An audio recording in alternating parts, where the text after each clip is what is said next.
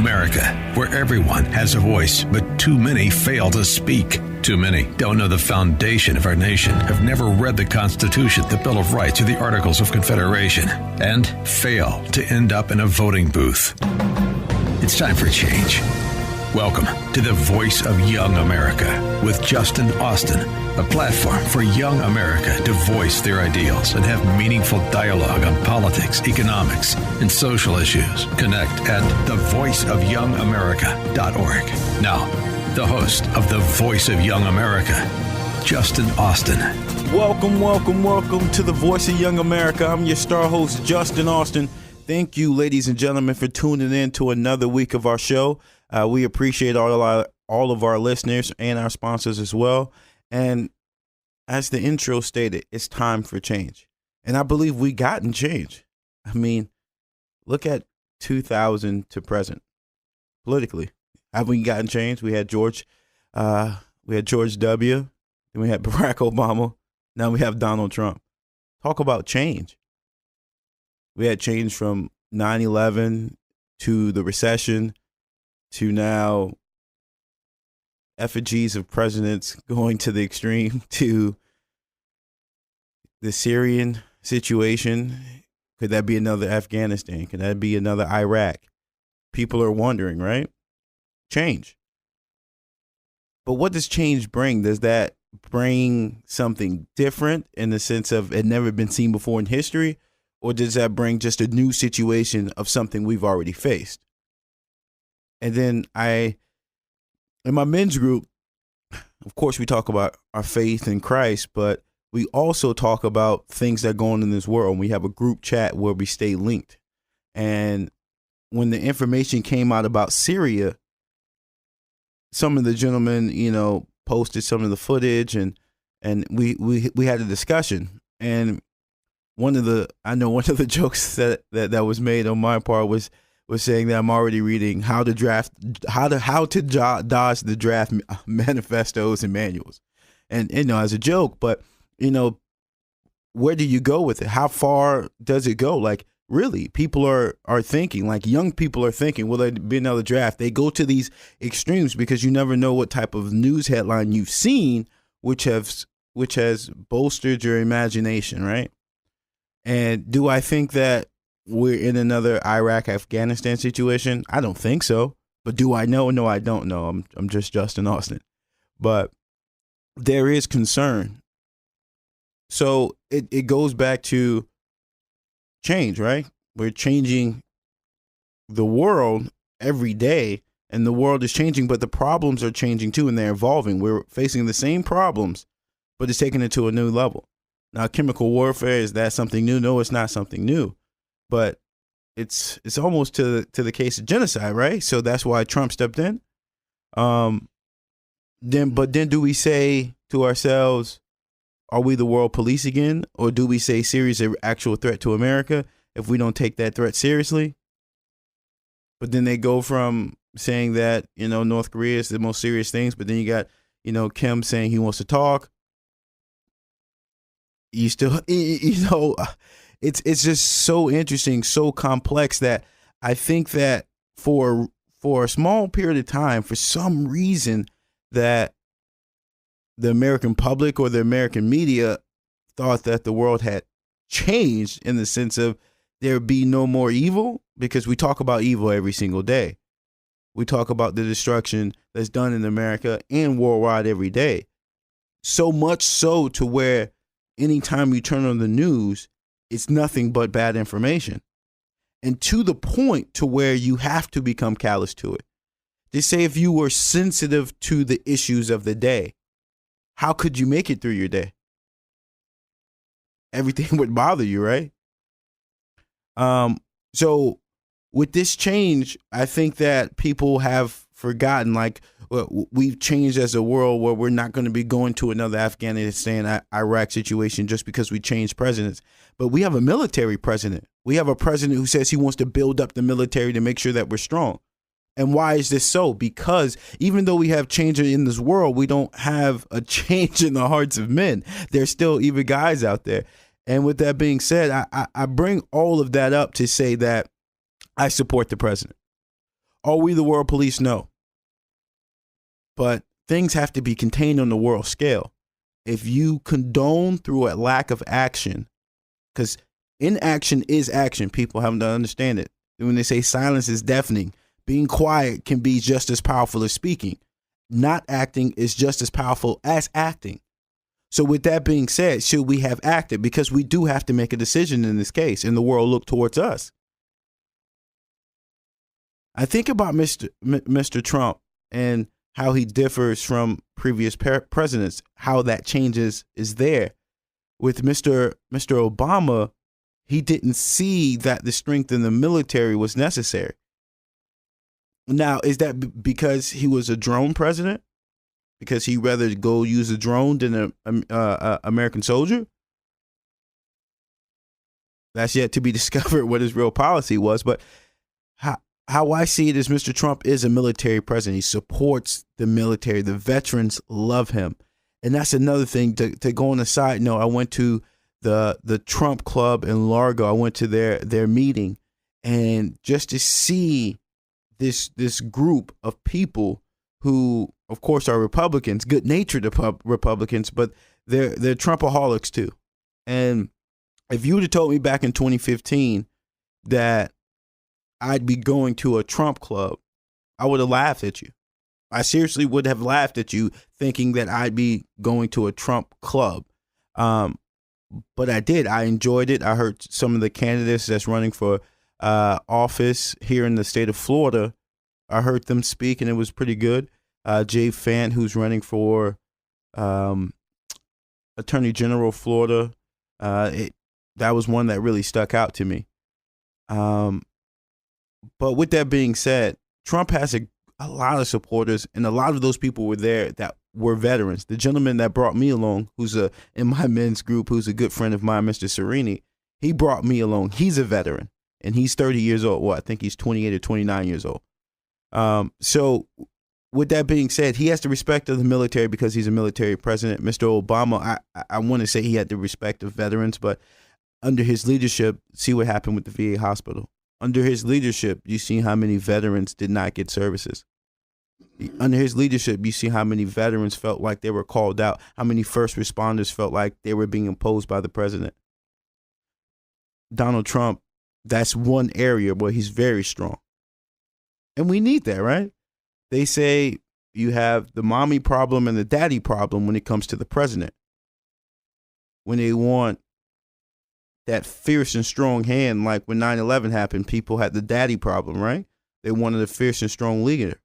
Well, you usually vote Republican when we have a daddy problem, you usually vote Republican. When you have a mommy problem, which is domestic, they usually vote Democrat. That's the mommy daddy problem. That's how they situate it. Well, we definitely have Mr. Trump is coming through as a Republican, as a figure who's going to step down and not tolerate anything. I think we truly did support George Bush. I know I did. But Mr. Trump, I think he takes it to another level, which is what we need with our military. We need it to go to the next level. Young Americans are yearning for leadership. Older Americans are yearning for true leadership. Why do you think that Mr. Trump has gotten so far where he is? People say that he's, when they talked about the conversation between Trump and the president of Mexico, and they're saying that the call got ended shortly because what Trump said to the president of Mexico. But just understand this. First of all, in that conversation, I guarantee you Trump put America first. Why would you want something more than that? I guarantee you that he stood his ground on American principles. Well, how could you say you want something more than that? If these leaders don't understand anything, they understand dealing with Donald Trump means that you are going to have to come to the table with a reasonable deal. When he became president, he didn't go on an apology tour. And you guys know what that reference is about. He didn't go on an apology tour as president. He went on a Make America First tour. You see the difference? We started off talking about change, right? Well, look at that change. I guarantee you, those who oppose America as a threat are concerned about what Donald Trump will do. I heard a gentleman speak about Michael Jordan and Michael Phelps, yeah. And they said these guys are great at what they do. So, like, just say if you were standing on the edge, right, of the pool next to Michael Phelps and you're about to go do a swim meet, you would be thinking about what you have to do against this guy. He's great. He goes in, he's going to attack, he's going to do everything he needs to do to attack that water and be the first, be the fastest. You know his energy, you know what he does. You have to be conscious of yourself.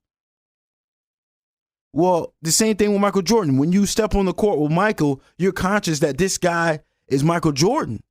He actually awakens something in you. Sometimes he awakens something akin to fear. Sometimes it's just reverence. It might be both. What do you think Donald Trump does? When you are a world leader and you know you have to deal with Donald Trump, do you think you come to the party laughing? No. You come to the party knowing that this guy, you come to the table knowing that this guy is going to put America first. You knowing that this guy can say no. You know what happens when people know that you're willing to say no? That changes the environment. That people know that you're not willing to accept anything. You think China's mad at Donald Trump? No. You know why they're not mad at Donald Trump? Because this is what they've been doing to America for years. They've been saying China first.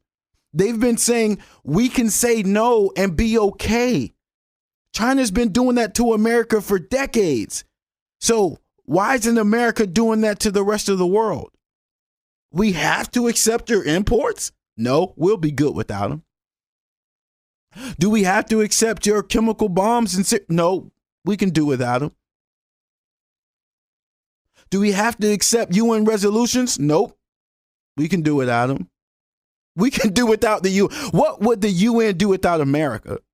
This is what Trump brings to the table.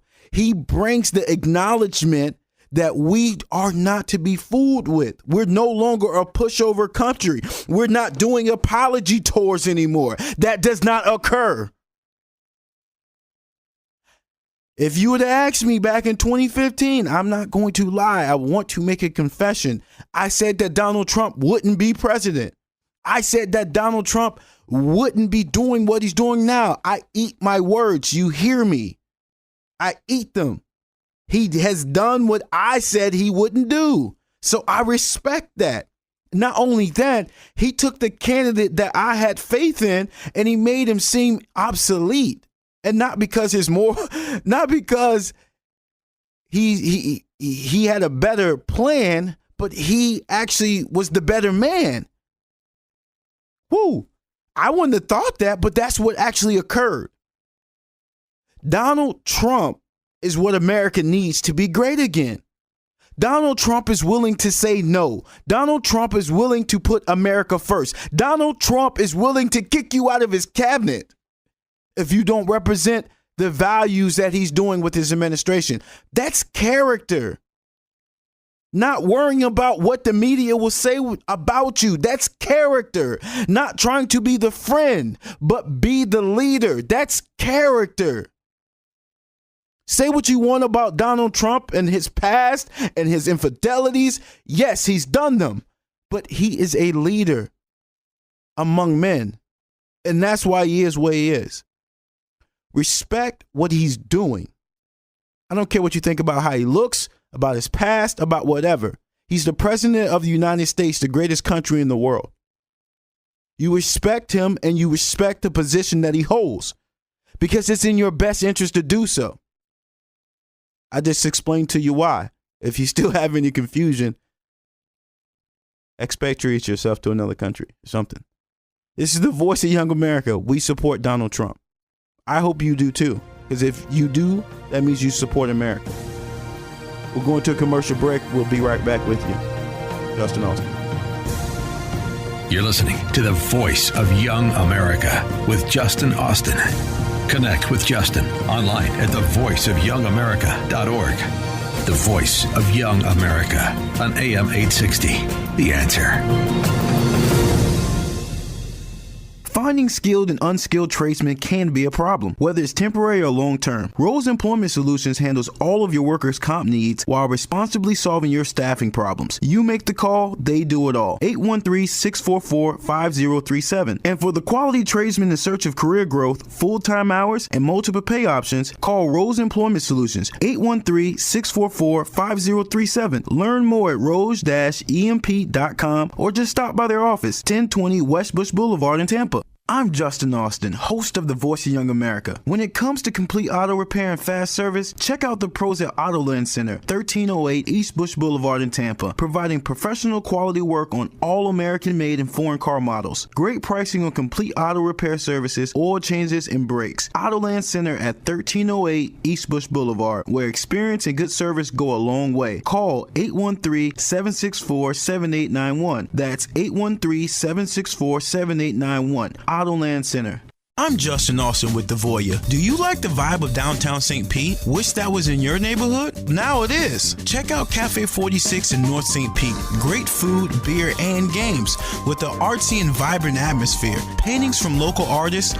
Grab morning breakfast, choose a sandwich off the lunch and dinner menu, or just have a drink and play some pool. Cafe 46, that's 6774 North 46th Avenue in St. Pete. Or check out cafeon46.com.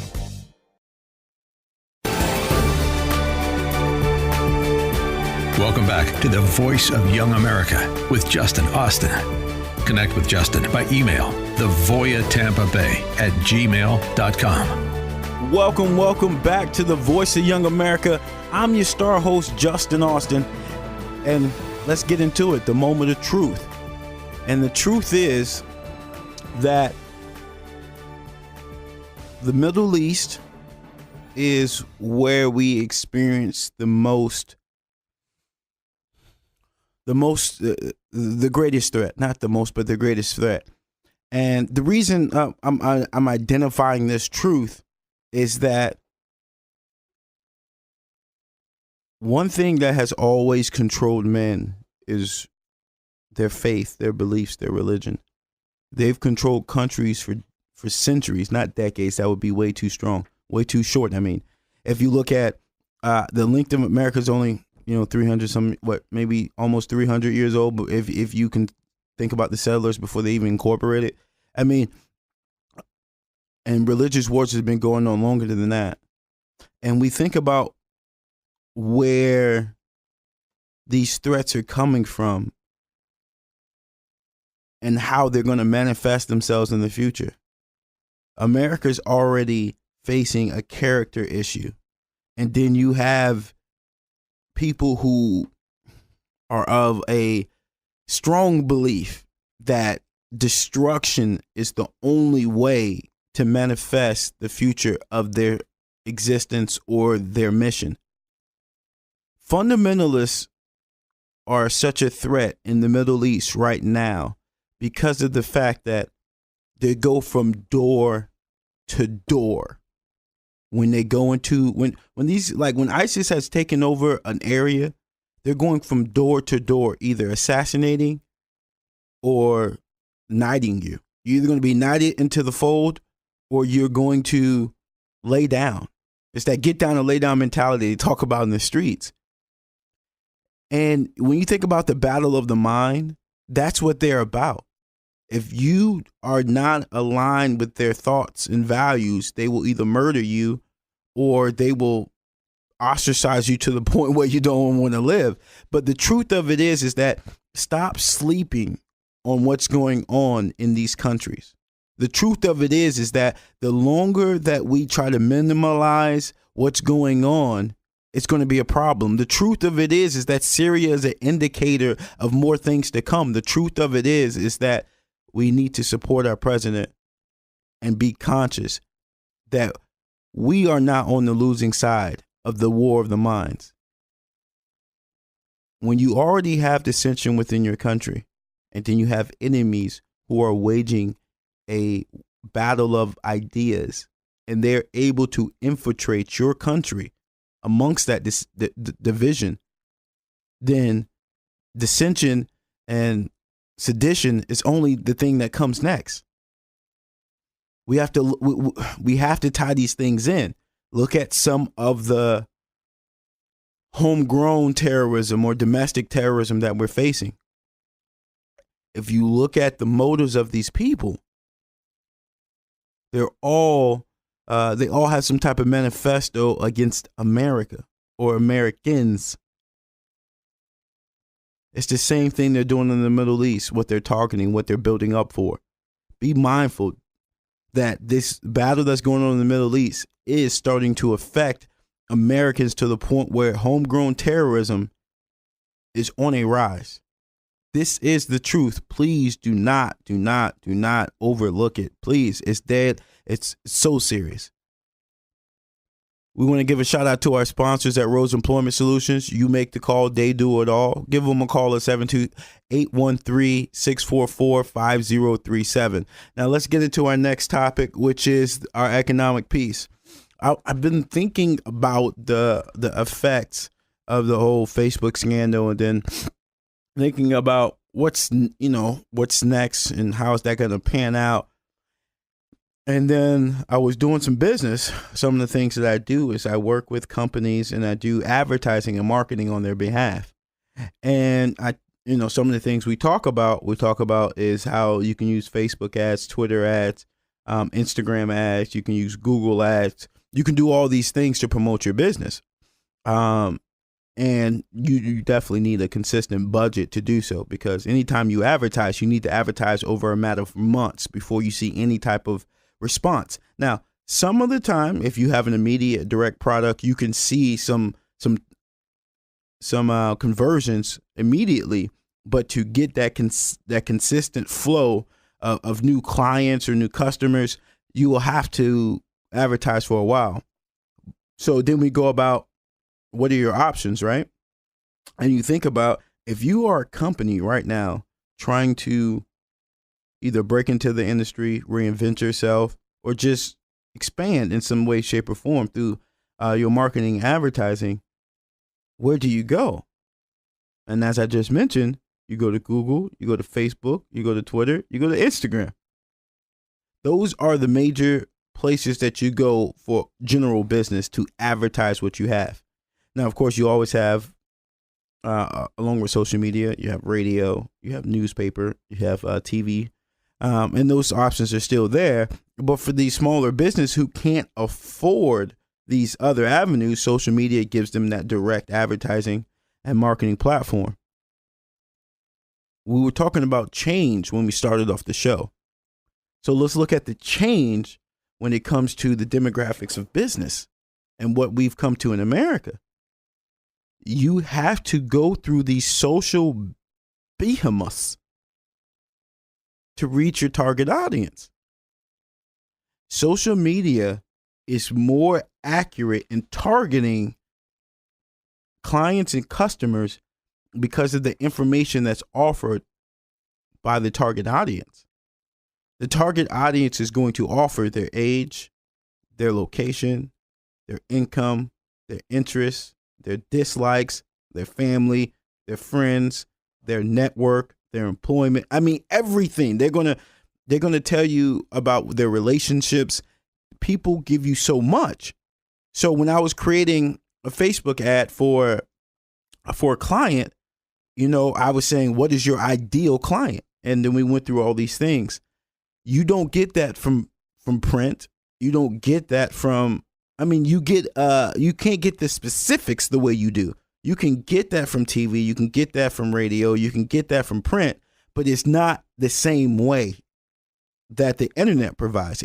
Because you give way more information to social media than you do for all these other avenues and mediums. And so I have to go back and I say, when's the first time I got on social media? Wow. When I got on MySpace. When I got on MySpace, I thought it would be cool to create a profile, be able to connect with friends. When I got on Facebook, I thought it'd be cool to create a profile, connect with friends. But who would have thought that by me wanting to connect to my friends, I was actually spurring change in the world to such an extent that now if you're a business and you want new clients, you have to go through the social media world. There is almost no business that does not operate through social media. That is the power that they hold as of right now. And I'm not saying it's a bad thing. I'm just identifying the change. That the power that Google has.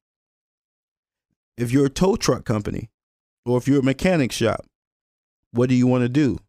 You want to be on the Google search list. If someone right now breaks down, they're going to Google repair shop, tire shop, whatever the case may be that's in their area. How do you get that client? You're the first one on the search list. You know how many companies, all their advertising is directed, like tow truck companies. Most of their advertising, all of the money that they spend is to get on the first page of a keyword search. Google is in control of the health of so many. If Google went down today, if Google actually crashed, God forbid it, but if Google crashed today, how many businesses would be affected? How many lives would be? How many people Google stuff every single day, all the time? How many lives, if not businesses, would be affected by Google going down? How many companies would lose clients if Instagram or Facebook, no, Facebook's the top. So when it comes to that, so let's just say Facebook. When Facebook and Google went out of business today, of course, there would be another BMS that raises his head. But in the interim, how many businesses would be affected? Millions. Millions. Mark Zuckerberg just said that they're going to change the way that people receive advertising. Now, I read a recent story also that a gentleman who became big on Facebook through his Facebook Live and his advertising, he's experiencing some problems because of Facebook changing the way that they show ad material. And this has affected his business greatly to where he's complaining. He got a story somewhere published. This change that's been done by Mr. Zuckerberg will change the way people market and do advertising. And not just a couple people, millions of businesses will now change their marketing strategy because of the fact that Facebook has changed the way that they show ad material. This is how huge millions of businesses will change their procedures when it comes to advertising because Mark Zuckerberg changed his mind about how they're going to do ads. His effect, Mark Zuckerberg's effect on business extends far greater than privacy. Far greater than if your grandma got your new post or saw your new video. The extent that Google has on the business industry is mind-blowing. It's bigger than Facebook. Another client that I work with, we did AdSense on this website. So now when you go to their website, you see a banner at the top with an ad. You see on the sidebar, you see ads. At the footer, you see ads. Makes them look more legit, of course. But when you see ads on websites, most of the time it's through Google AdSense. You have the person who owns the site, so they go to AdSense so they can have ads featured on their site. And then you have the person who wants to make money, so they go to AdMob. And they do banners and whatnot. This is how the system works. But just think about Google and the effect that it has on business. Most businesses advertise on Google through several different ways. They advertise through AdWords, where if you do a keyword search, you'll see ads pop up. They advertise by My Google, My Business. They advertise by Google AdSense, Google AdWords. You can do this through apps. You can do this through websites. Most businesses use Facebook and Google, they use these mediums. They're direct access. You can change it every day. You can change your audience. You can change your campaign. You can change the way that you the way that your ad performs or how the cost is. I mean, they give you so much. It's an amazing tool. I'm not knocking it, but realize, folks, that two companies right now, if they decided to change today, would disrupt your business, would disrupt the American economy. We have given them so much power by sleeping on what they're doing. I didn't even realize it. I didn't think about it until this morning, to be honest with you. It's that huge. It actually overwhelmed me while working with these clients and seeing how much of their business is predicated on the platforms of Google and Facebook. Their business, getting clients, retaining clients, is really predicated on the platforms. We have gave these people so much power and we don't even realize it. That's something to be conscious of. Is there a call to action? You think about that one. This is the Voice of Young America. We're hitting these topics to let you know, to inform you and to empower you. Once a man has knowledge, he can make a choice. And that's all we're doing. We're about to hit commercial break. We'll be back in a moment. I'm your star host, Justin Austin. Check out our You're app listening online. To the Voice of Google Young Play Store. America with Justin Austin. Connect with Justin online at thevoiceofyoungamerica.org. The Voice of Young America on AM 860. The Answer. I'm Justin Austin with The Voya. Do you like the vibe of downtown St. Pete? Wish that was in your neighborhood? Now it is. Check out Cafe 46 in North St. Pete. Great food, beer, and games with an artsy and vibrant atmosphere. Paintings from local artists. Grab morning breakfast, choose a sandwich off the lunch and dinner menu, or just have a drink and play some pool. Cafe 46, that's 6774 North 46th Avenue in St. Pete. Or check out cafeon46.com.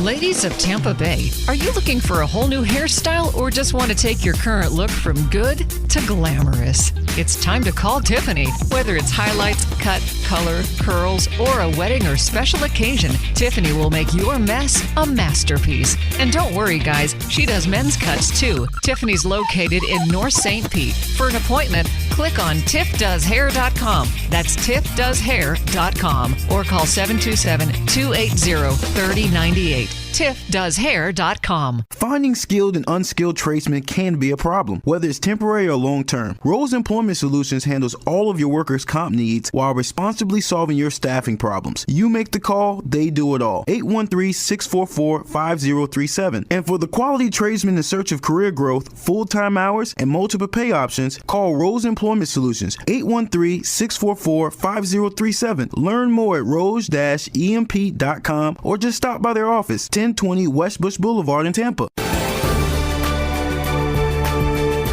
Welcome back to the Voice of Young America with Justin Austin. Connect with Justin by phone. Call 813-516-6851. 813-516-6851. Welcome back to the Voice of Young America. I'm your star host, Justin Austin. Thank you guys for tuning back in with us, and shout out to our sponsors over at Tiff Does Hair. Go ahead, check her out, tiffdoeshair.com, or give her a call, 727-280-3098. Now let's get into our social piece, which is always near and dear to me. And I want to talk about the impact that celebrities or athletes and these people have on issues that we're dealing with today. I think about and this is brought about because one of the gentlemen that I know, he made a comment the other day about LeBron James and the Kevin Durant conversation in the Uber. And I know we discussed this for a little moment, a couple weeks ago. But I just, having that conversation with him just made me kind of brought it back to light. And I just want to think about it and share my thoughts with you, which is celebrities and athletes and all these other folks, they are role models. and they're role models by default. When you take a certain position, it's not up to you what the indirect byproducts of that just obtaining that position means. When you become a father, indirectly, you are an example for so many people. You're an example for your child. You're an example for other fathers. You're an example for other children of how their fathers should be, or how they should be as fathers, whatever the case may be. But when you become a celebrity or a famous actress or famous musician or whatever the case may be, you now become responsible, because your whole role is predicated on people. If you are a basketball player, it's predicated on people, fans buying tickets or watching the games. So you're automatically a role model. If you are a singer, it's predicated on people listening to your music, showing up at your shows, buying your CDs, whatever. If you're a movie star, it's predicated on people showing up at the movie theater, buying the DVDs. It's predicated on people. So when you are doing something that's predicated on people, that means the way you behave becomes a part of that. Your character becomes a part of that. You're selling yourself to the people in some way, shape, or form.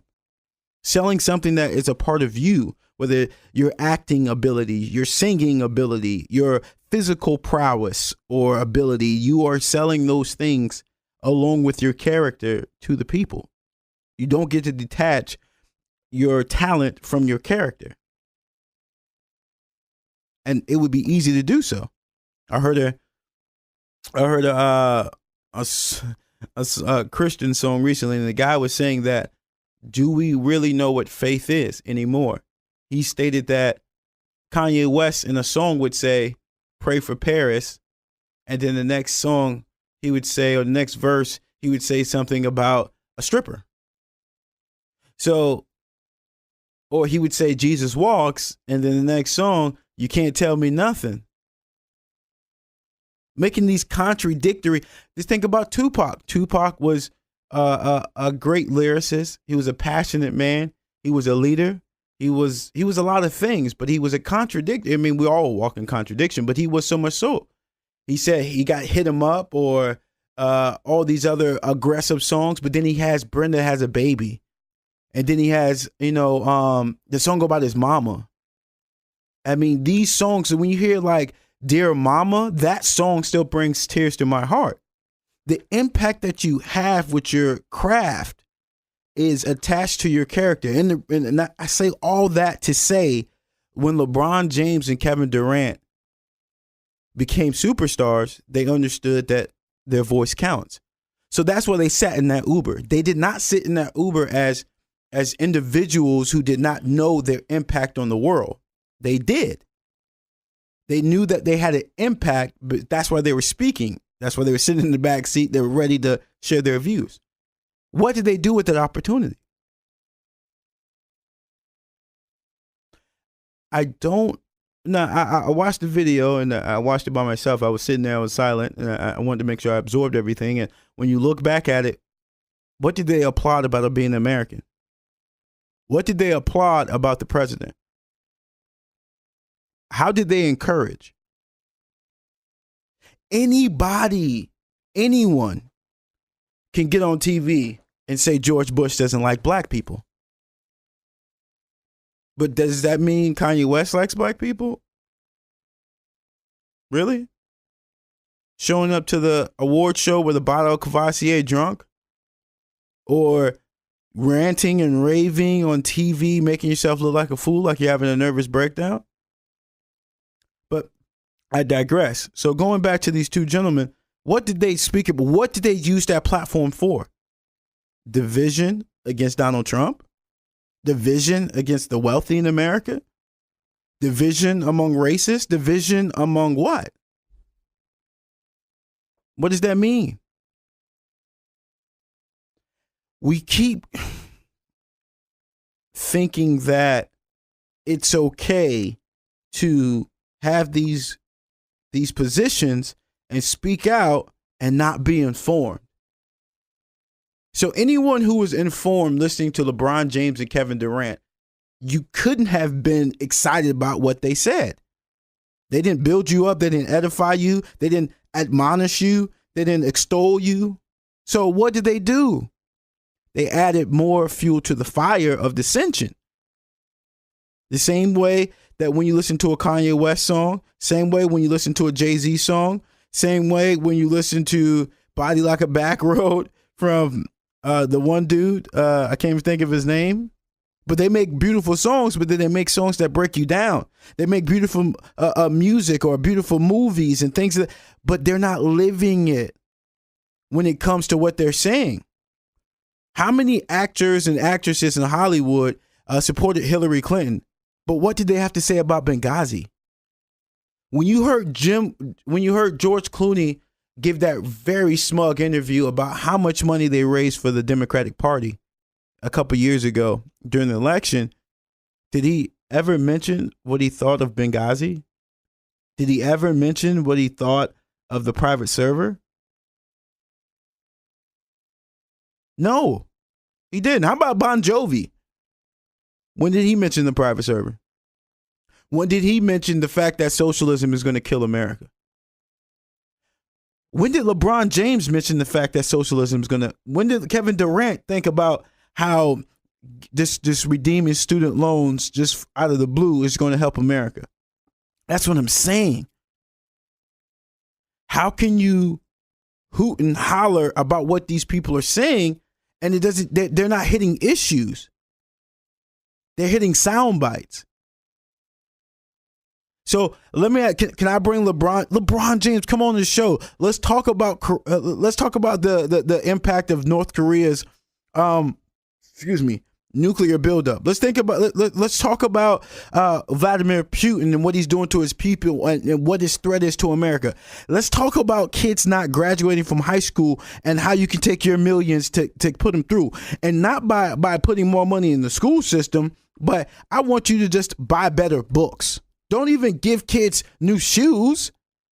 Don't give money to the athletic program when they're not graduating at that school. You know, Michael Jordan once said, after they asked him a political question, he says, Republican buy shoes too. Do I feel worse about him saying Republican buy new shoes too, or do I feel worse about LeBron James saying stuff about Trump? I think it's worse that LeBron James said something about Trump. And the reason why is that, you know how many kids want to be LeBron James? Do you understand? This one, okay, going back to the Google. People don't understand the reach of Google. If Google decided to change today, it would change the way people did business.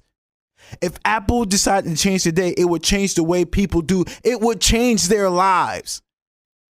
The impact is great. Millions of kids want to be LeBron James. Millions of kids wants to be Jameis Winston. These guys are in a position to influence lives. So with that being said, when they open their mouth, they have an effect and influence on the lives of those who look forward towards them. So with that being said, if you're LeBron James and you're telling people not to respect the president, how could you sleep at night knowing your impact?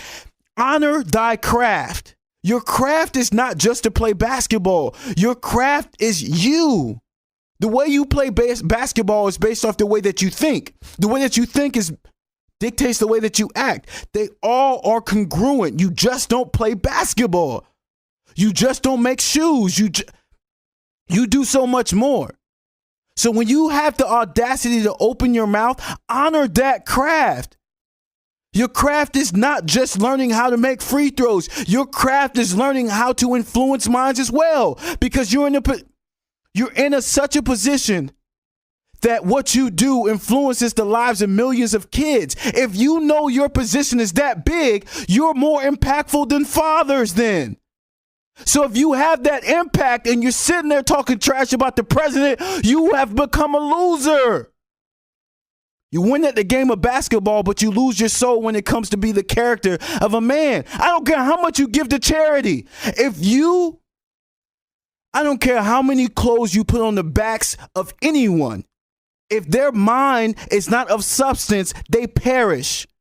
Point example, Robin Williams, millions of dollars, movies, success, everything, kills himself. Why? Materials mean nothing when the mind perishes. Look how many great men have taken their own lives. Because what? Their vision was perishing. Their souls were perishing.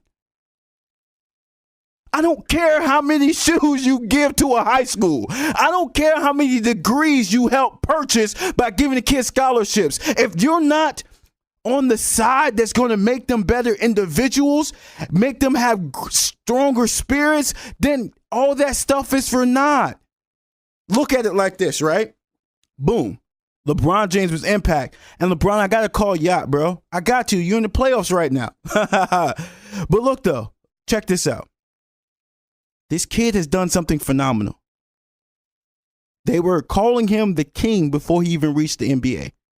I watched More Than the Game several times. I love that movie. It's the documentary of LeBron James and his friends. Now, when you look at this, it shows you the type of spotlight this kid at 16, 17, you don't get that anywhere on this planet, what he got at the age of 16, 17. I don't care who you are. $100 million contract coming into the NBA. $100 million contract with Nike. This guy has something, obviously, right? Goes to the NBA, takes over, dominates, calls him the king, goes to champions, wins championships, switches teams, causes all the... Dude is doing big things. Not only is that, they see someone doing great. Execution is worship. He's executing. He's being worshipped. Not only that, then you take in the philanthropy. He gives to this. He gives to that. He's a great man. And then he opens his mouth and causes dissension. That's a waste of talent. You think you're that great? You think you're that great that your words don't matter? Like, oh, I do enough on the basketball court. I give enough to charity so I can speak dissension and division and it's all good. No. All those things are secondary. You were actually built up to be in a position. God gave you all of that talent for you to get in a position so at one point you could say something that changed someone's life. That was going to happen. You got so much talent to be on a certain stage and make so much money so you could be in a position to change. Am I saying something ridiculous? Please tell me. What is it if a man gains the whole world and loses his soul? What goes in a man doesn't make him unclean. What comes out of a man makes him unclean. Because what comes out of your mouth comes from your heart. So therefore, in essence, in all of this and all of what I'm saying, is that the people that you worship because they execute, once they execute, get to the position that God had for them, what are they doing? Bill Gates is donating half of his fortune. That's sweet. What is he doing right now, though? I mean, I'm cool with AIDS. I'm cool with you saving AIDS. I'm cool with you giving money to failing schools and them still failing. Oh, yeah, Bill. Look at the $100 million you gave to Florida. Florida still sucks when it comes to the schools. What are you doing with your life, bro? You got to a platform that you wanted to get to. But what you thought the point of that getting, what you thought the whole point was you got to that platform? So you can do something. Do something. LeBron James, shut your mouth if you're not going to speak edification. This is the voice of Young America. I don't care who likes me, because every time I speak, I'm going to give you something for your soul. Check us out next week. The Voice of Young America, thevoiceofyoungamerica.org. Justin Austin, I'm out.